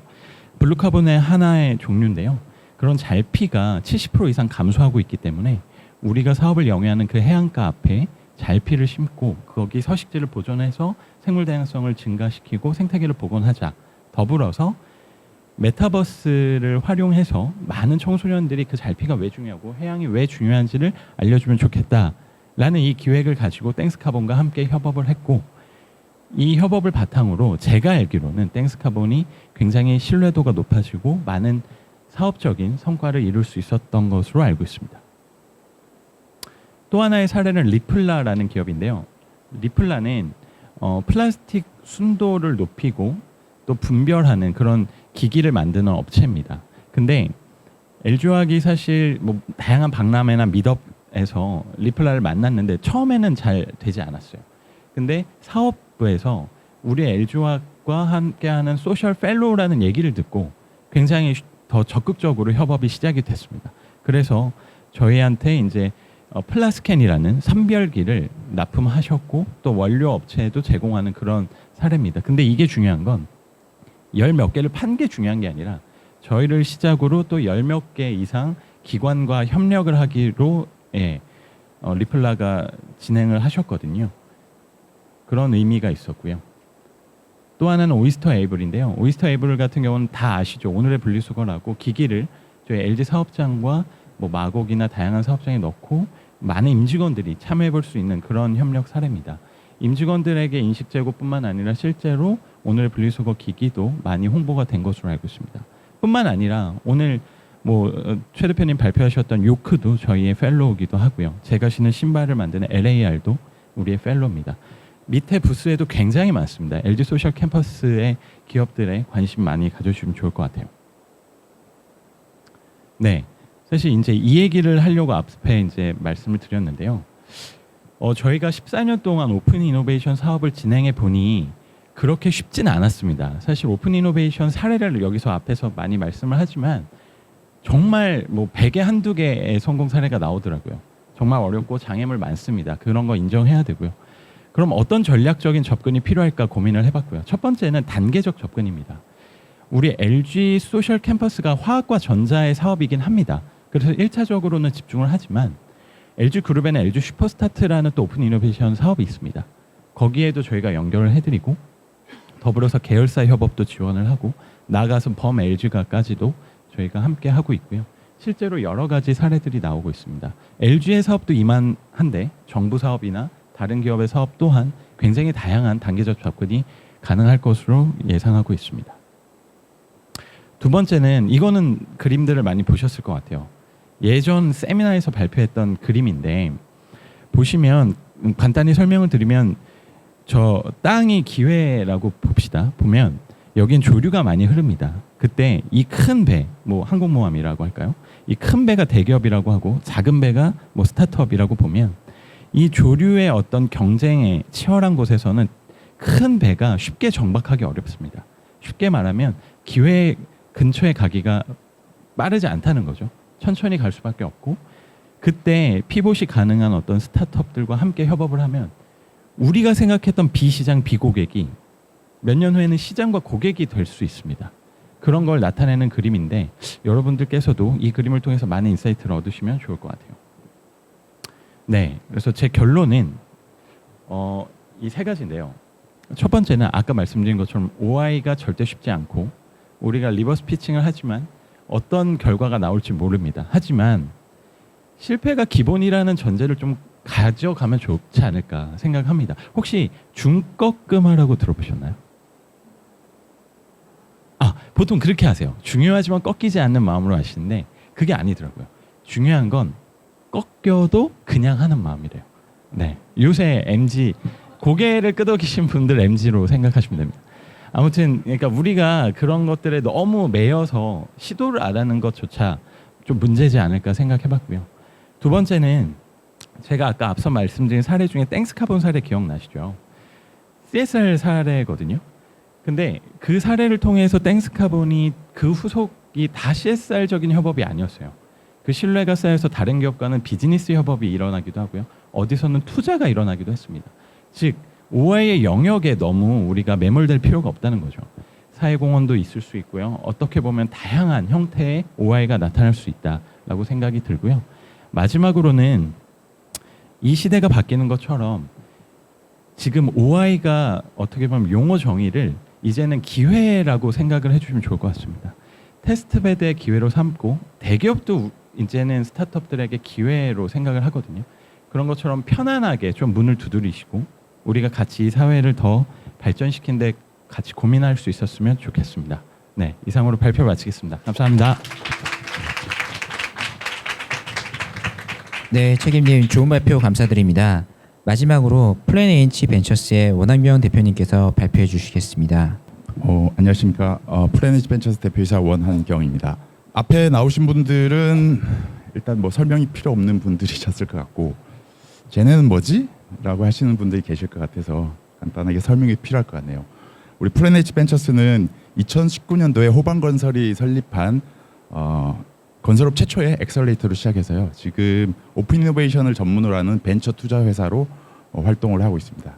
오늘 저희는 도시화와 그린 스마트 시티라는 주제로 우리 건설업이 그리고 우리 호방그룹이 어떻게 스타트업과 지속 가능한 미래를 그려가고 있는지 말씀드리겠습니다.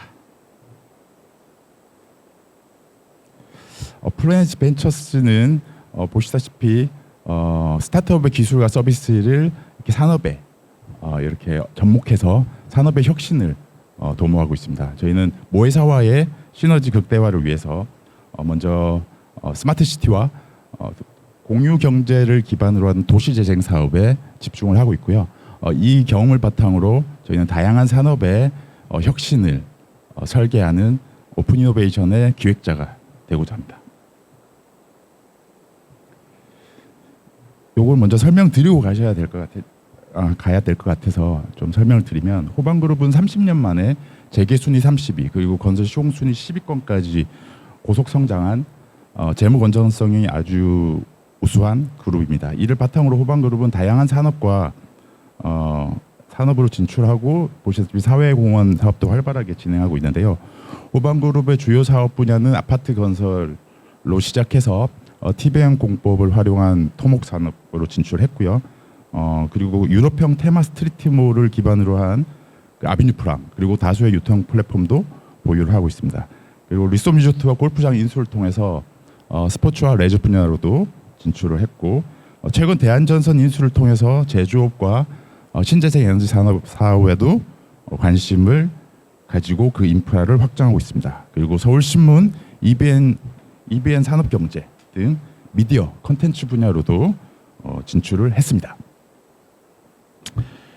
플래닛 벤처스의 벤처 투자는 항상 그 호반 그룹 내에 오픈 이노베이션 팀과 원팀으로 같이 활동합니다. 저희는 그 수요 기술 기반으로 기업의 발굴부터 그리고 현장 검증 그리고 현장 도입, 그리고 투자, 그리고 판로 개척 지원, 오픈 이노베이션을 통한 판로 개척 지원까지 원팀으로 하고요. 저희를 만나게 되는 팀은 기술 검증을 통한 투자, 그리고 팁스 R&D 사업, 저희가 팁스 운용사거든요. 팁스 R&D 사업 연계, 그리고 POC 테스트베드, 그리고 판로 개척까지 이렇게 원스톱으로 지원받을 수 있습니다. 저희는 호반그룹과 함께 매년 기술 공모전을 개최하고 있는데요. 많이 지원해 주시고요. 그리고 저희 투자를 받은 기업들은 한 100명 정도 VC들을 모아서 데모데이도 개최를 하고 있습니다. 이렇듯 우리는 공간을 만드는 사업자이며 이를 저희는 라이프 플랫폼이라고 명명하고 있고요. 이 공간을 개선하고 그 공간에서 생활하는 사람들의 삶의 질을 올려주는 기술에 투자를 하고 있습니다. 그러면 저희는 콘테크부터 해서 소재, 로봇, 모빌리티까지 또 바이오 헬스케어까지 저희의 그 포트폴리오 확장이 가능하며 다음과 같이 다양한 기술을 보유한 기업들에게 투자를 해오고 있습니다.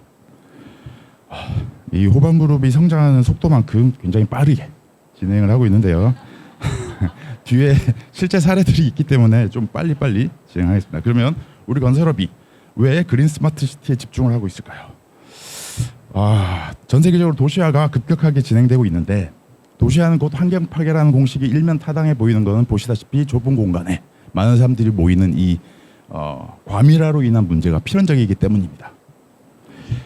스마트 시티, 이렇게 도시로 몰려드는 사람들로 인해 발생할 수 있는 여러 가지 문제들을 해결하기 위해서 저희는 전 세계적으로 스마트 시티 산업이 성장하고 있음에 주목을 했습니다. 특히 아시아의 시장은 굉장히 빠르게 성장하고 있고요.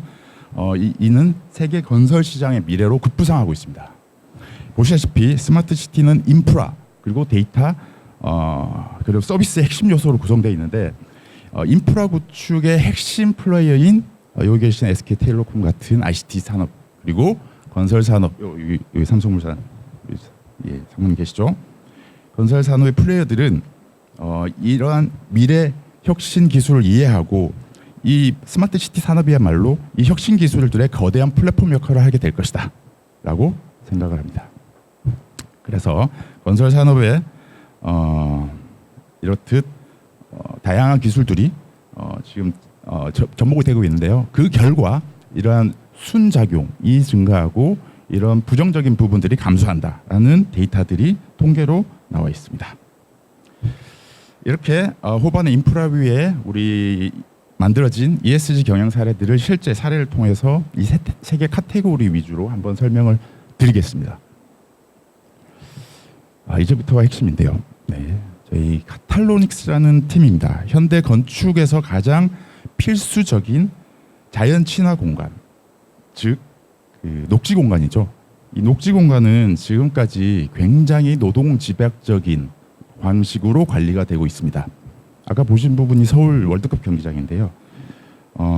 이 회사는 분광 기술과 AI 기술을 통해서 실시간으로 이렇게 효율적으로 관리를 할 수 있는 플랫폼 솔루션을 개발했습니다. 우리는 먼저 H1cc 잔디와 조경 관리를 이 팀한테 내어주면서 실시간으로 관리할 수 있도록 한번 저희가 POC를 돌렸고 지금 전격 도입을 결정해서 좀 준비 중입니다. 우리는 딥테크 사업을 접목시켜서 15억을 더 연결해 드렸고요. 지금 기술 고도화도 돕고 있습니다. 저희가 이런 기업들을 소개해 드린 거는 그린 스마트 시티? 뭐지? 그거 그린 스마트 시티와 건설업? 이렇게 막연하게 생각하실까 봐 저희는 항상 스타트업들 만나면 이 팀을 우리 산업에 어떻게 접목시킬지 그걸 먼저 고민을 하거든요. 그들이 가지고 있는 기술과 그들이 지금 집중하고 있는 산업은 저희는 개의치 않습니다. 왜냐하면 쓸 사람들이 이 기술 어떤 기술이 필요하다라고 정의하는 게 전 중요하다고 생각하거든요. B2B 비즈니스에서는 보시다시피 이 코드 오브 네이처는 저희가 전국의 민영 방송사와 함께 연합해서 한 로컬 스타트업 챌린지에서 발굴한 기업인데요. 태초에 원시림에서 아이디어를 얻었습니다. 이끼 배양 키트를 통해서 불타버리거나 오염된 토양을 빠르게 복원하는 기술을 개발한 친구들입니다. 이게 이제 이 이끼 전문가들은 현재 그 제주 오름하고 서해 간척지 사업 보건 사업에 투입이 됐고요. 유럽의 대표적인 3호 투자 회사인 EQT 파트너스로부터 시드 투자를 받는 등 해외 진출을 준비하고 있습니다.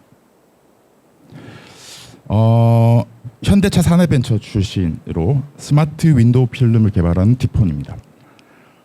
전기가 가해졌을 때 투명, 불투명으로 변하는 기술입니다. 이걸 PDLC, VPLC 기술이라고 하는데요. 우리 애초 이 모빌리티 기술로 개발된, 왜냐하면 모빌리티가 지금 통유리로 변하고 있거든요. 그러면 그게 따른 열 차단, 자외선 차단이 필요한데 이걸 저희가 건축업에서 어떻게 적용할지 같이 고민을 했고, 먼저 이제 고객들을 위해서 우리 골프장과 리조트에 먼저 투입을 이 기술을 적용을 시켰고요.